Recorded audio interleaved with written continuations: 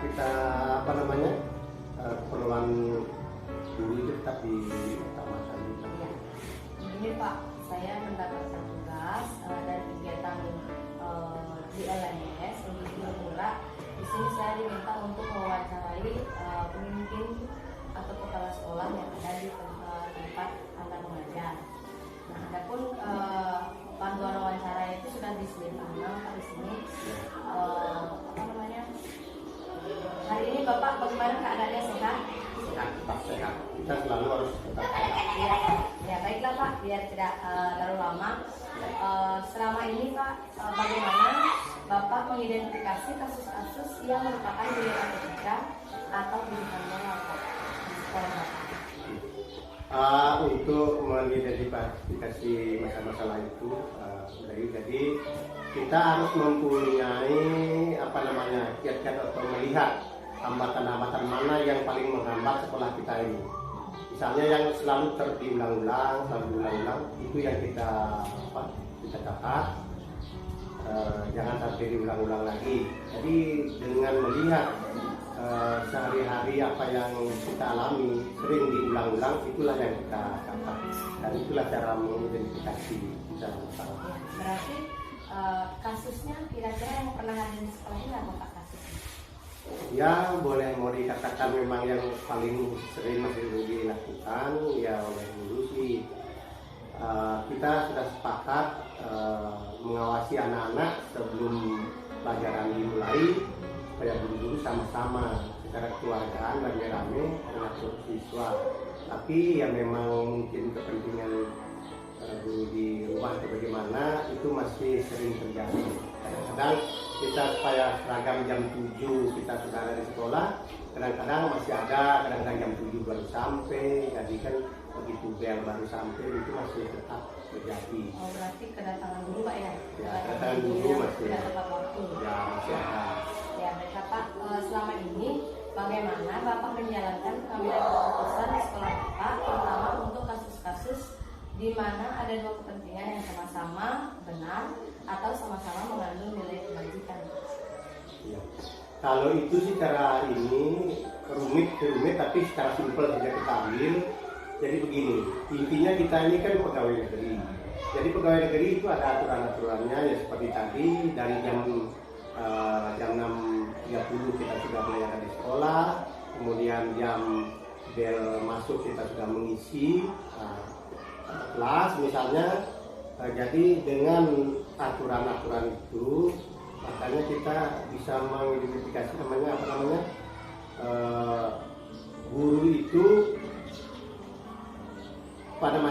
bisa mengatur dirinya,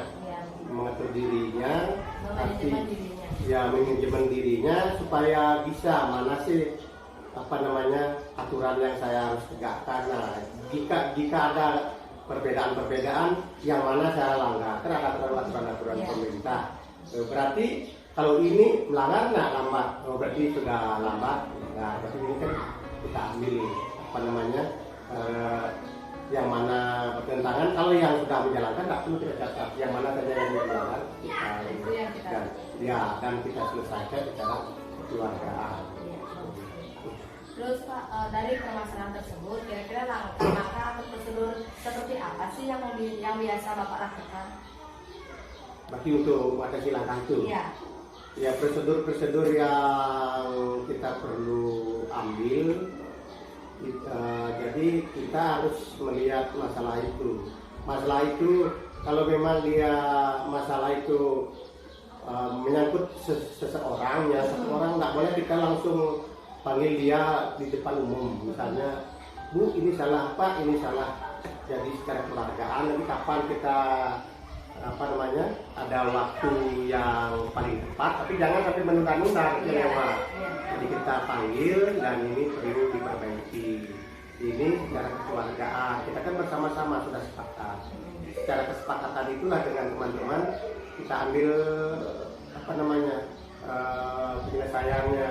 Jadi teman-teman tidak merasa juga tersinggung, tapi dia mengetahui kesalahan.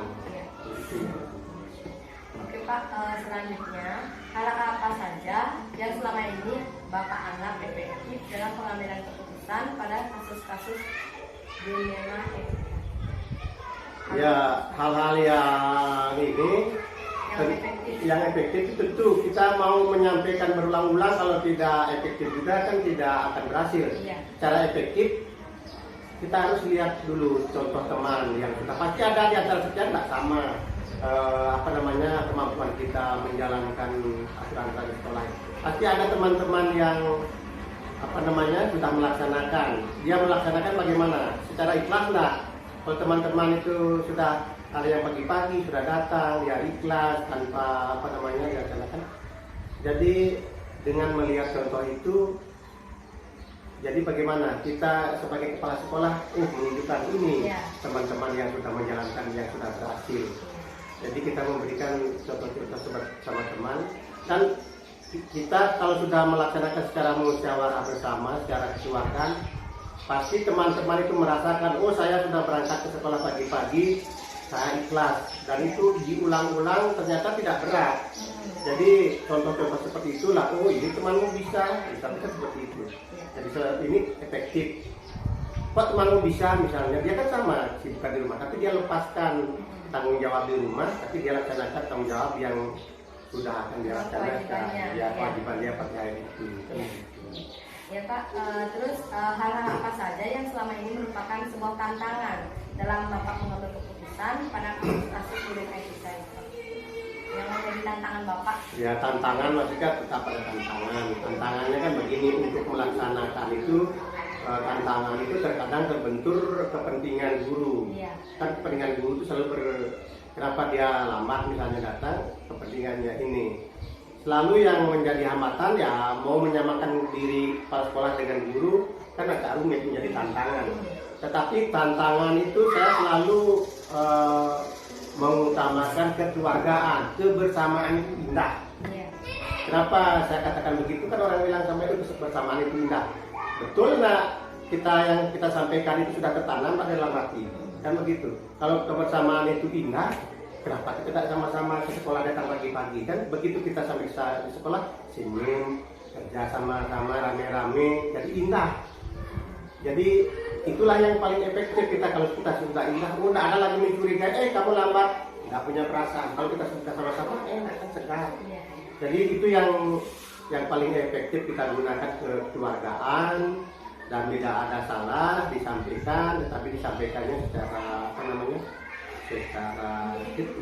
tidaklah menyinggung perasaan begitu. Menjadi keluarga.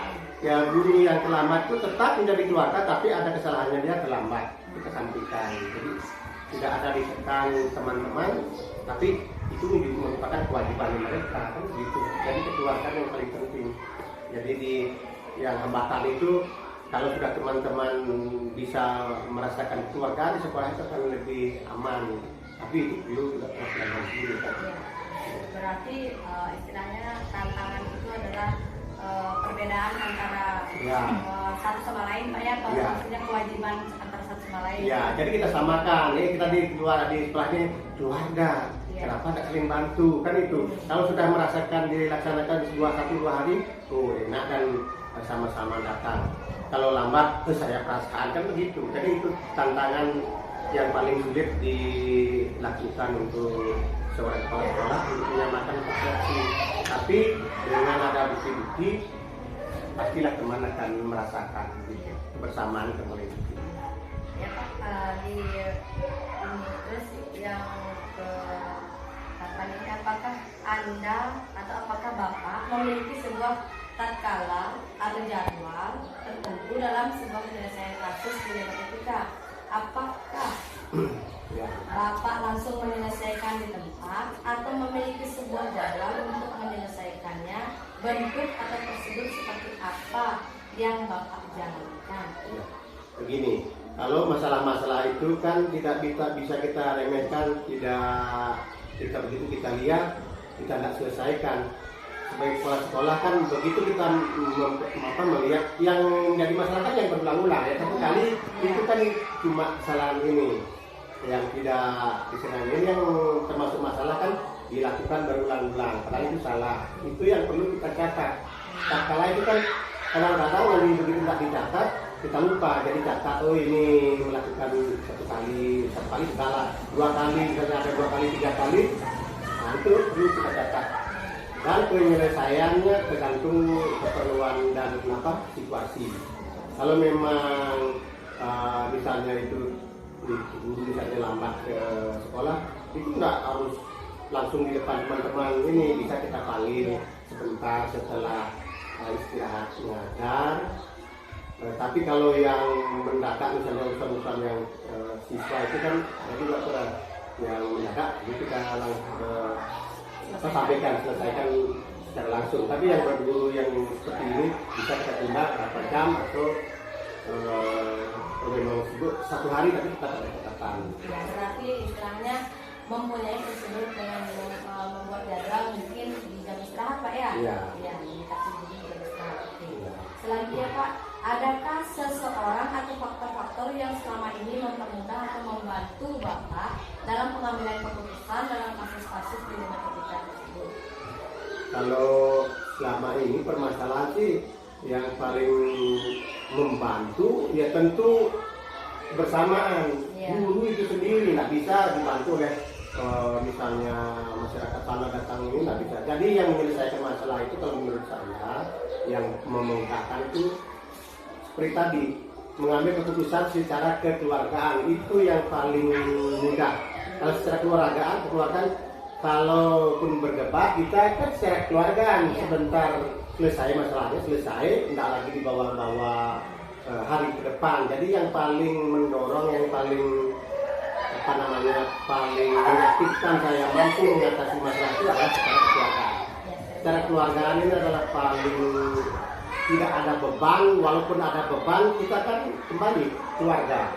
Kenapa kita akan selesaikan saja? Ini kan masalah itu secara keluargaan yang paling mendorong. Yang mendorong atau membantu Bapak itu semua rekan guru ya? Teman guru. Jadi teman guru saling menyadari. Ya. Oke Pak, ini yang terakhir Pak. Dari semua hal yang telah disampaikan, pembelajaran apa yang dapat Bapak petik dari pengalaman Bapak mengambil keputusan di dalam etika tersebut? Kalau mengenai pengalaman sih, memang kita tidak boleh memvonis bahwa masalah itu jelek. Masalah itu kan timbul sendiri, bukan kita buat. Masalah itu kadang-kadang nggak buat, saya membuat kesalahan. Jadi kesalahan teman-teman itu tadi itu ya pengalamannya Pak. Pengalaman. Ya, dalam Bapak mengambil keputusan itu pengalamannya. Ya, jadi pengalaman kita untuk dalam pengambil keputusan itu kita tidak boleh mempunyai bahwa ini tidak, ini bagus. Jadi tantangan kita masalah itu tetap kita bisa selesaikan. Ya. Itu menjadi tantangan. Tidak boleh kita, saya takut dengan masalah ini, tidak boleh. Dengan tantangan-tantangan yang ada ini dengan diselesaikan secara kekeluargaan, baik itu dengan guru atau mungkin ada siswa, pasti kita bisa selesaikan karena ini kita sekolah ini milik bersama. Bersamaan itu selalu yang paling membuat, ya itu yang paling pelajaran yang paling penting saya gunakan. Tak mungkin saya bermasalah dengan guru yang lambat tadi, misalnya contohnya punya dendam, tetapi kan itu aturan kurang kita sampaikan saja sebagai guru. Jadi dengan kekeluargaan termasuk tantangan itu semua bisa kita selesaikan. Jadi itu menjadi tantangan kekeluargaan, itu adalah pengalaman yang paling penting untuk menyelesaikan masalah. Ya Pak, ya cukup banyak pengalaman yang saya dapat dari Bapak, bisa saya gunakan nanti di lain waktu apabila saya dipilih sebagai seorang pemimpin, dapat saya terapkan di tempat di mana tempat yang tepat untuk saya, pengambilan keputusan yang tepat untuk saya. Mungkin saya akhiri pembicaraan hari ini Pak, karena sudah waktu juga. Saya ucapkan terima kasih. Saya ucapkan minta maaf apabila saya ada salah ucap. Terima kasih Pak. Terima kasih.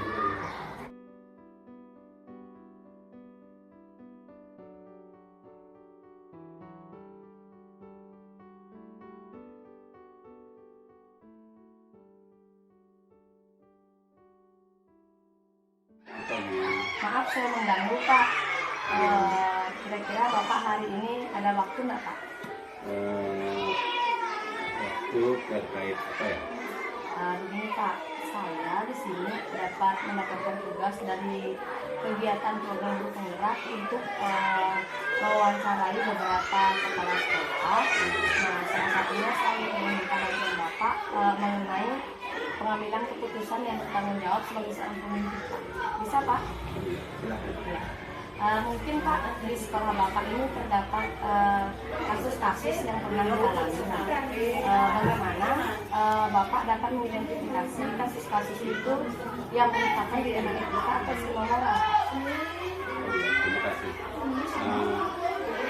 Terkait kasus dalam kegiatan pelaksanaan di sekolah, tentu ada saja ya. Tetapi kalau di sekolah saya itu selama 5 tahun menjabat di sekolah ini, hasilnya sih boleh dikata ya tidak terlalu Iya. Kalau boleh, kalau saya boleh tahu Pak, kasus apa Pak biasa yang istilahnya menurut Bapak itu cukup menegangkan dalam sekolah Bapak? Kalau yang misalnya ribut-ribut sedikit tentang situasi itu bisa ditangani secara langsung oleh guru pelatih. Tapi ada juga sih di akhir-akhir ini ada beberapa masalah yang termasuk kasus terkait pelaksanaan NBK. Ya, pelaksanaan NBK ya, berarti yang melaksanakan ini kelas 5. Oke. Nah, selama ini Pak, bagaimana Bapak menjalankan pengambilan keputusan di sekolah Bapak, terutama untuk kasus-kasus di mana ada dua kepentingan yang sama-sama benar atau sama-sama mengandung nilai kebijakan? Terkait yang disampaikan tadi terkait pelaksanaan ANBK, khususnya di tahun ini yang baru berjalan di Gladi, ada beberapa kasus. Di satu sisi pelaksanaan ANBK ini kan sudah menjadi program pemerintah, jadi seharusnya kita turut serta untuk mensukseskan program tersebut. Nah, di satu sisi yang lain, khususnya di sekolah saya, khususnya sarana prasarana itu yang terkadang menjadi kendala. Yang berikut juga jaringan. Jadi kadang-kadang kita sudah mau dilaksanakan kegiatan, tiba-tiba macet jaringannya, terus alatnya juga.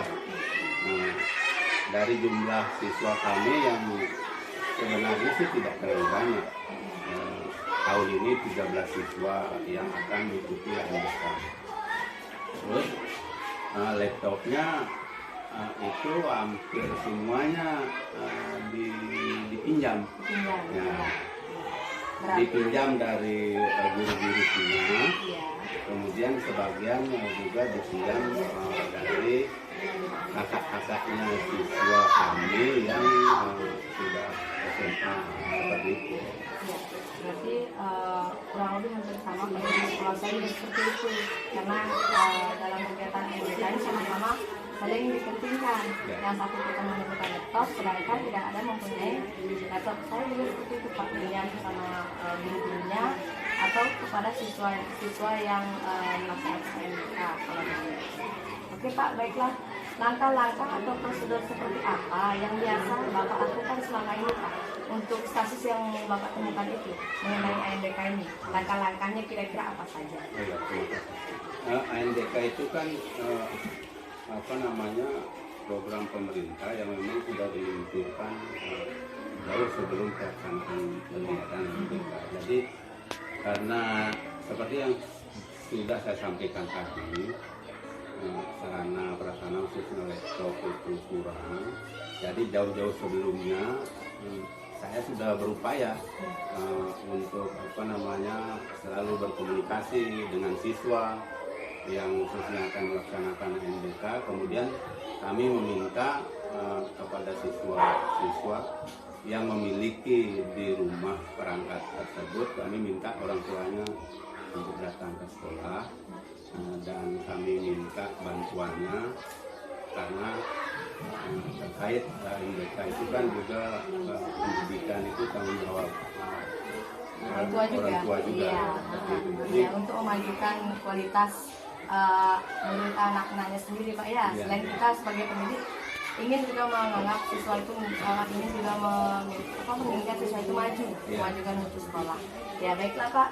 Selanjutnya Pak, hal-hal apa saja yang selama ini Bapak anggap efektif dalam pengambilan keputusan pada kasus-kasus dilema etika itu Pak? Jadi terkait dilema yang tadi disampaikan terkait pelaksanaan MBK, ya tentu komunikasi yang paling penting menurut saya adalah komunikasi.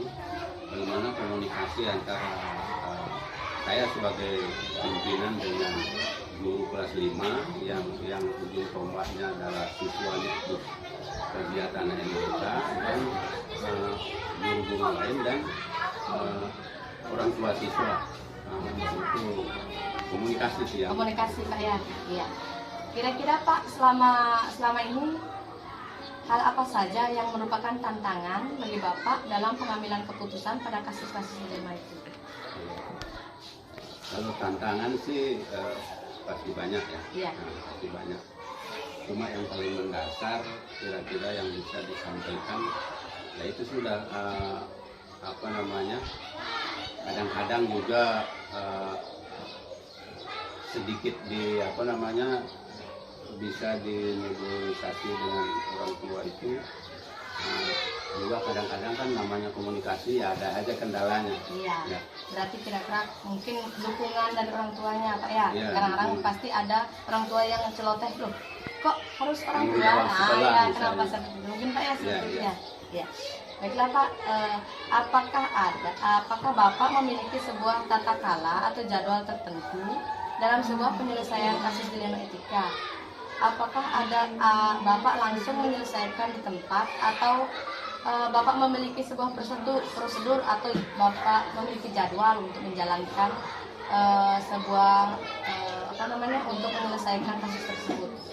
Kalau terkait kasus-kasus yang biasa, misalnya terkait siswa, itu mungkin kita langsung. Jadi kadang-kadang memang tidak ada, belum tersusun dalam bentuk program seperti itu. Iya. Jadi ada yang begitu ada kasus kecil misalnya, saya khususnya langsung selesaikan dengan yang bersangkutan ya. Bagaimana upayanya agar hal-hal itu mungkin ya kalau boleh ya tidak diulangi lagi. Iya. Tetapi ada terkait MBK mungkin programnya ya kami juga berupaya paling tidaklah menyiapkan mungkin dari dana operasional sekolah BOS ya, berupaya mungkin setiap tahun mungkin menyiapkan satu perangkat laptop. Iya. Bagus gitu Pak, ininya istilahnya sudah terjadwal lah tata kala cara untuk menyelesaikan permasalahan kasus AMBK itu Pak ya. Oke, selanjutnya Pak, adakah seseorang atau faktor-faktor apa yang selama ini mempermudah atau membantu Bapak dalam pengambilan keputusan dalam kasus-kasus dilema etika itu Pak? Kalau hal-hal yang mempermudah ya tentu ada, khususnya kami selalu komunikasi tadi dengan orang tua ketika ada masalah terkait MBK. Kami beri pemahaman walaupun itu sebenarnya dibebankan tanggung jawabnya ke sekolah karena sekolah belum mampu untuk menyiapkan, atau juga itu kepentingan anak mereka. Ya kami sangat bersyukur sekali khususnya kepada orang tua siswa kami. Selalu mereka berupaya bagaimana juga agar kegiatan ini bisa terlaksana dengan baik. Ya, dukungan yang sangat luar biasa berarti dari orang tua Pak ya. Selanjutnya terakhir ini Pak, dari semua hal yang telah disampaikan, pembelajaran apa yang dapat Bapak petik dari pengalaman Bapak mengambil keputusan dilema itu? Tentu hal-hal yang kami dapatkan terkait dengan beberapa kasus yang kita alami di sekolah, tentu membuat saya itu walaupun sudah tua ya semakin dewasa lah, bagaimana dengan kesabaran, dengan ajakan pada dewan guru, pada masyarakat, itulah pendekatan-pendekatan yang selalu kami lakukan, sehingga membuat kami itu semakin semakin bijak dalam sedikit mengambil. bijak mengambil keputusan. Khususnya yang kami selalu lakukan itu adalah musyawarah yang tertentu. Iya Pak, bagus sekali Pak. Iya Pak, cukup wawancara hari ini Pak. Saya ucapkan terima kasih kepada Bapak atas waktunya. Semoga pengalaman yang saya dapat melalui wawancara ini saya bisa terapkan apabila saya diputuskan sebagai seorang pemimpin. Terima kasih Pak. Terima kasih, semoga apa yang direncanakan bisa sukses. Iya Pak, terima kasih.